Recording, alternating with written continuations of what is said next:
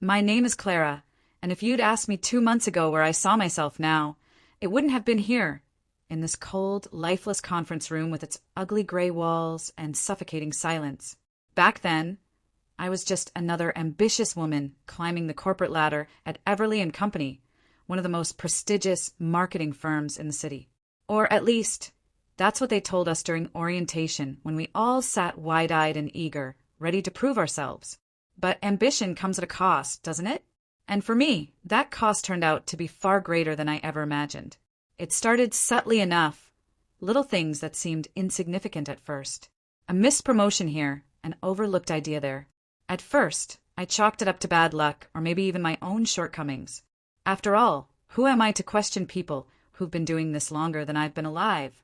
But over time, those small slights grew into something darker, more deliberate.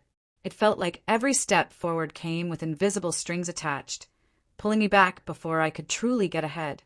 Still, I kept pushing because giving up wasn't an option. Not for someone like me. But tonight felt different. Tonight wasn't about setbacks or disappointments. It was about survival.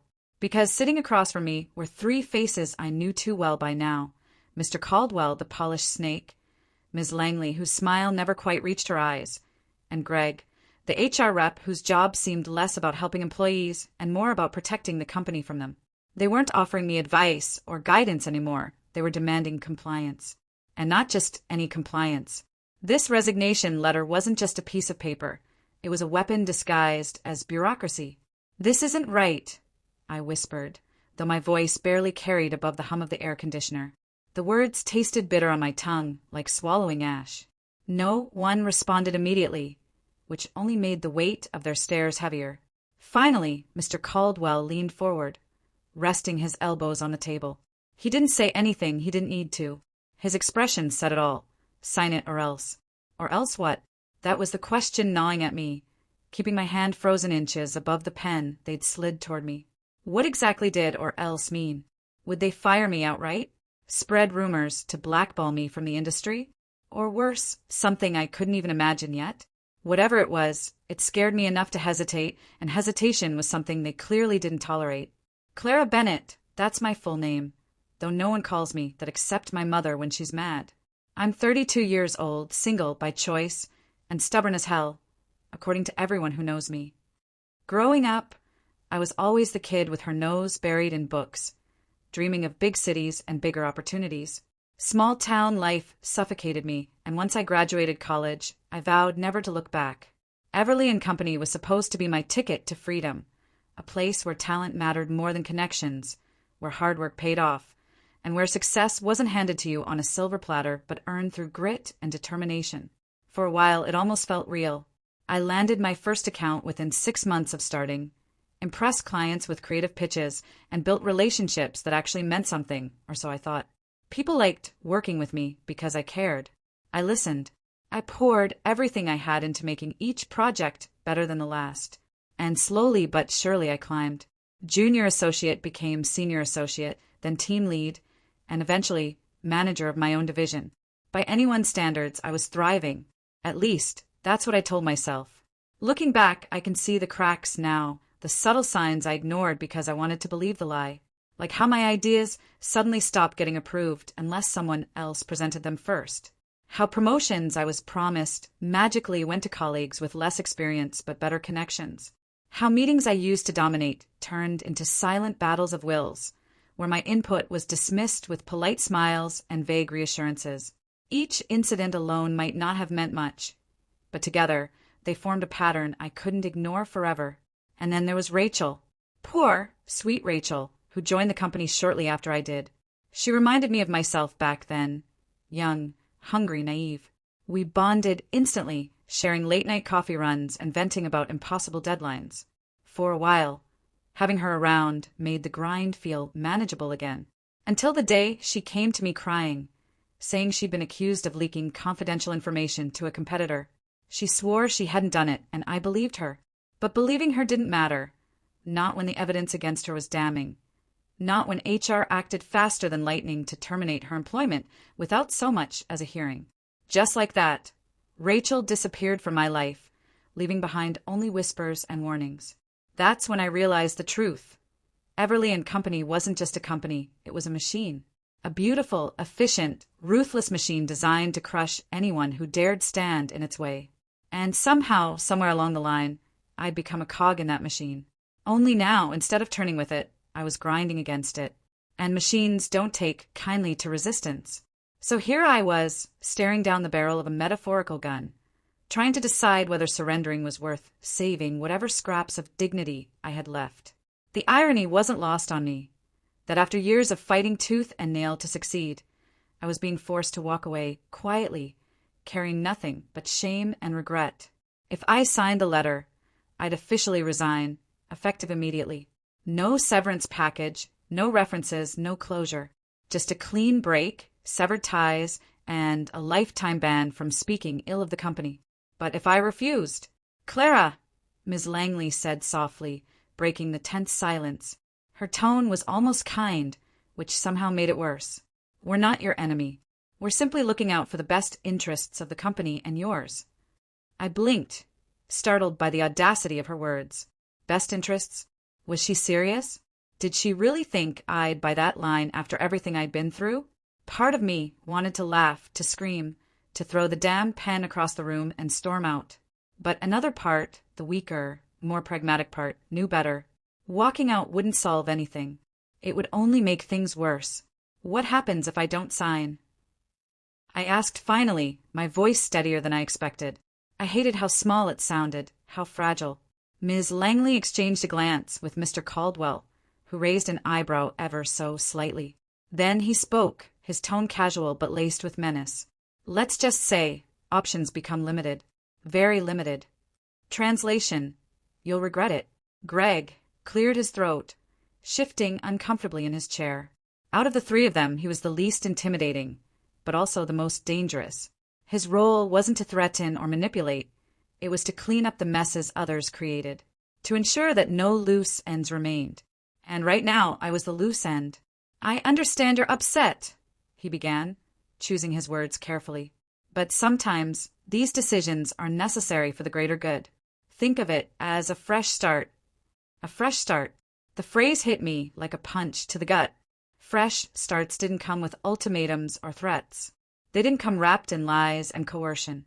They certainly didn't leave you feeling like you'd betrayed yourself. I looked down at the pen again, its sleek black body gleaming under the harsh lights. All I had to do was pick it up, scribble my name, and walk away. Simple, right? Except nothing about this moment felt simple.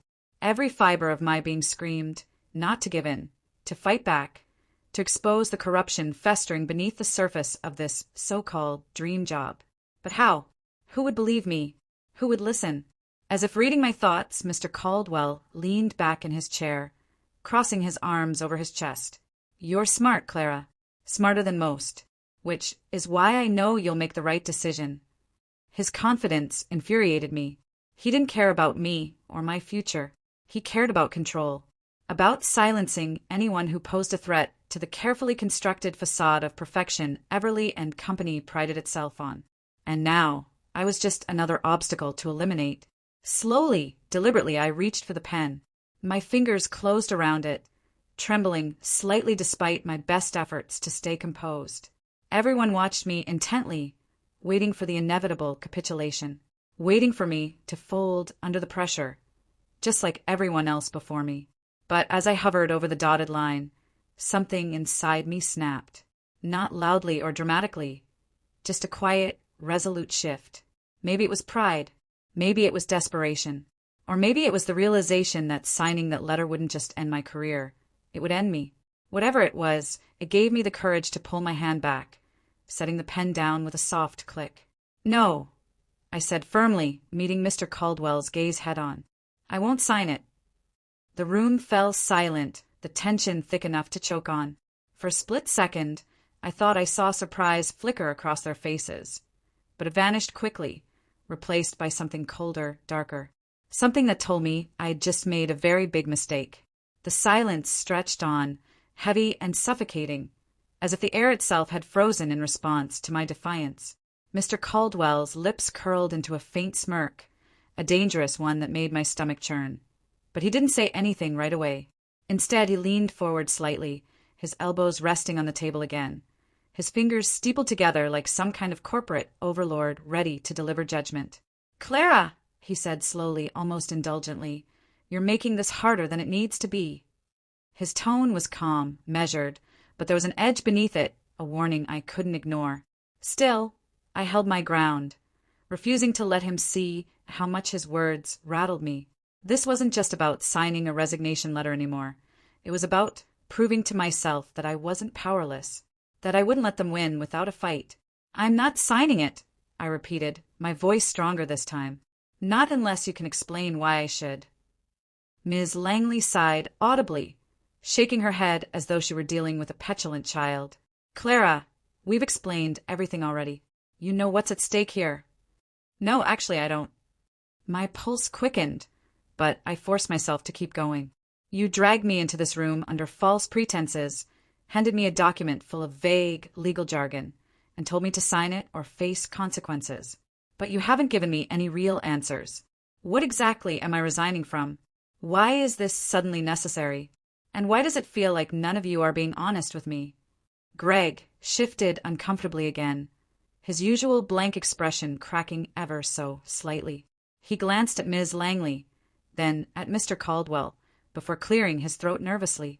"Clara, I think maybe—" But before he could finish, the door to the conference room swung open with a sharp click. Everyone turned toward the sound, including me, and for a moment I thought I might actually faint. Standing in the doorway was Rachel, the same Rachel who had vanished months ago after being accused of leaking confidential information. Except now she looked different. Her once warm and approachable demeanor had been replaced by something colder, more calculating.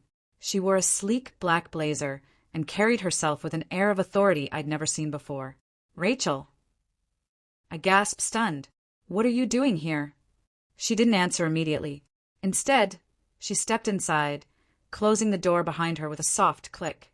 The tension in the room skyrocketed as she walked over to the table and took a seat beside Mr. Caldwell, her movements deliberate and unhurried. For a long moment, no one spoke. Then Rachel finally broke the silence. "It's good to see you again, Clara," she said, her voice smooth and composed. Too composed. There was no trace of the vulnerability I remembered, no hint of the woman who had cried in my office begging for help. This version of Rachel was someone else entirely. "What's going on?" I demanded, my mind racing. "Why are you working with them? They ruined your career." Rachel tilted her head slightly, studying me with an unreadable expression. "That's where you're wrong," she said quietly. "They didn't ruin my career, they saved it." My heart sank. Saved it? How could anyone believe that after everything they'd put her through? But before I could press further, Mr. Caldwell interrupted, his voice dripping with condescension. "Clara, allow me to clarify something for you," he began, leaning back in his chair again. "Rachel isn't here because she wants to be. She's here because she has no other choice." I stared at him, confused. "What do you mean?" He exchanged another glance with Rachel, who nodded almost imperceptibly. Then he turned back to me, his smile razor-sharp. "When Rachel left us, she took more than just her pride. She took something far more valuable, something that belongs to this company, something we need back."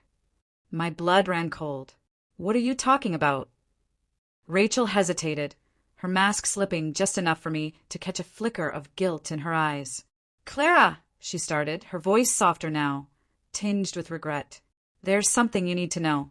About me. About all of this." Before she could continue, Greg abruptly stood up, his chair scraping loudly against the floor. "Enough," he snapped, his earlier nervousness replaced by irritation. "We don't have time for this." Mr. Caldwell raised a hand to silence him, his gaze never leaving mine. "Let her speak," he said evenly. "After all, Clara deserves to understand what she's up against." Rachel swallowed hard, visibly steeling herself before turning back to me. "The information I leaked, it wasn't random," she admitted, her voice barely above a whisper. "It was deliberate, a way to protect myself when I realized what they were planning to do to me." I frowned, struggling to process her words. "Protect yourself from what?" She hesitated again, glancing briefly at Mr. Caldwell before continuing. from becoming collateral damage. Like you. Her statement hit me like a freight train. Collateral damage? Me. Before I could respond, Rachel reached into her jacket pocket and pulled out a folded piece of paper, sliding it across the table toward me. My hands trembled as I picked it up, unfolding it carefully. At first glance, it looked like a standard contract. Rows of dense text, signatures at the bottom. But as I scanned the contents, my breath caught in my throat. This isn't a resignation letter, I stammered, looking up at her in shock. This is a non-disclosure agreement.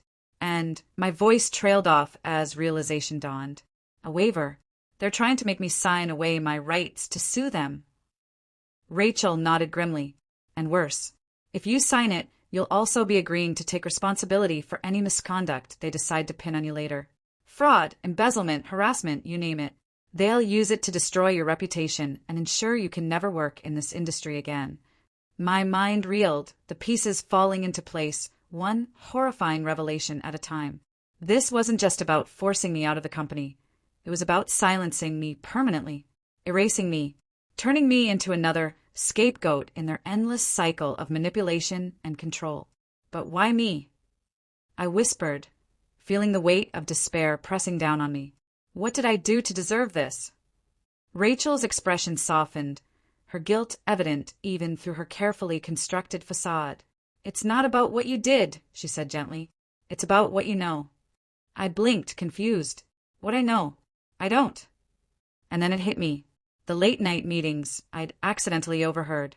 The suspicious emails I'd stumbled upon while troubleshooting server issues.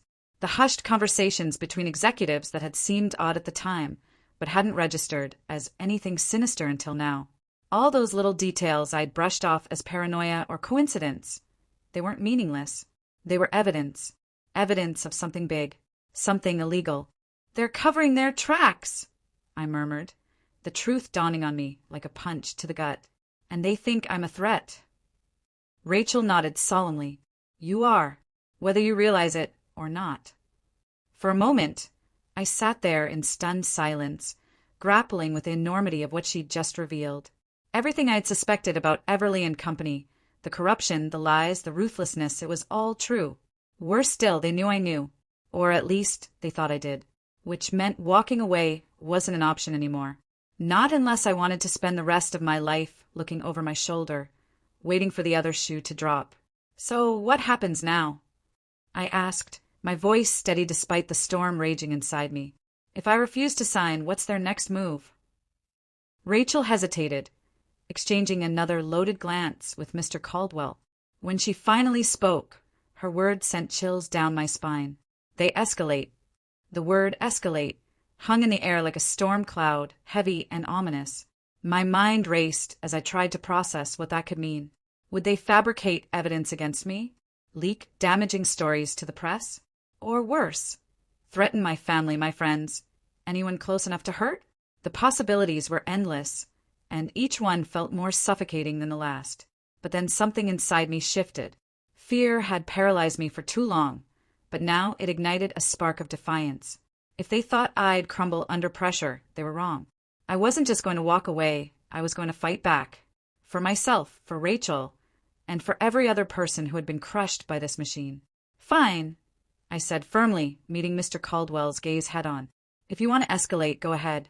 But know this, if you come after me, I'll make sure the whole world knows exactly what kind of company Everly and company really is. The room went silent again, but this time it felt different. Tension crackled between us, sharp and electric. Mr. Caldwell's smirk faltered slightly, replaced by a flicker of uncertainty. He hadn't expected me to call his bluff, not like this. You're playing a dangerous game, Clara, he warned, his voice low and menacing. One you can't win. We'll see about that, I shot back, standing up from my chair. My legs felt shaky, but I refused to let them see my fear. Whatever happens next, just remember, you started this. With that, I turned on my heel and walked out of the conference room, leaving behind the document I'd refused to sign. As the door clicked shut behind me, I exhaled deeply, realizing how much adrenaline had been coursing through my veins. I didn't have a plan yet, but I knew one thing for certain. I wasn't backing down. Over the next few days, I worked tirelessly to gather evidence. Late nights at coffee shops became my new normal as I pieced together everything I'd overheard, seen, or suspected over the years. Emails, memos, even recordings of suspicious conversations. I compiled it all into a digital dossier that painted a damning picture of corruption within Everly and Company. It wasn't easy. Paranoia gnawed at me constantly, making me jump at every shadow and second-guess every move. But with Rachel's help, and yes, she was helping me now, I managed to stay one step ahead. Rachel's betrayal still stung, but I understood why she'd done what she did. She'd been trapped, just like I was, and her decision to cooperate with them had been born out of desperation. Now, though, she was ready to make things right. Together, we reached out to an investigative journalist named Marcus Kane, known for exposing corporate scandals. At first, he was skeptical, but once we handed over our findings, his interest peaked quickly. "This is explosive," he said after reviewing the documents. "If half of this is true, it'll blow the lid off Everly and Company completely." "It's all true," I assured him, "and there's more where that came from." Weeks later, the story broke. Marcus published a scathing exposé detailing years of unethical practices at Everly and Company, including embezzlement, harassment cover-ups, and illegal data breaches. The article spread like wildfire, dominating headlines and sparking outrage across the industry.